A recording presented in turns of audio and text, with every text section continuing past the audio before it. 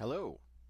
As some of you may know, gardening is my hobby, and I love to make these, or grow these, I should say. The plum tomato, which is a staple of the Italian American garden. A few years ago, I heard this story, which I thought was cute, so I thought I'd tell you about it. So here it goes. Many years ago, there was an old Italian immigrant that lived in northeastern New Jersey. For 50 years, he planted and grew and cultivated his tomatoes. Until one year, there was a bit of a drought, and the ground was very, very hard. And it was so hard that he couldn't dig up his garden to plant. Now, as he got older, for many years, his son would come and help him every spring dig up the dirt, churn it, and get ready for the planting.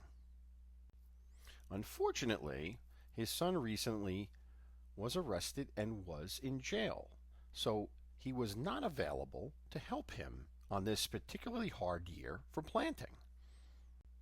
Well, the old man was very sad that he couldn't plant his annual garden, and he decided to write his son a letter about how he felt, in hopes that there was some suggestion he might write back about how he can continue to do the garden in his absence. So he took out a pen and paper, and he wrote, "Dear Vincenzo, Mama and I are doing fine. However, we can't plant the tomato this year. The ground is just too hard, and I'm too old and too tired to do it. Do you have any suggestion for me to do?" So the old man wrote his letter in broken English and sent it off to his son. In a couple of weeks, he got a return letter from Vincent.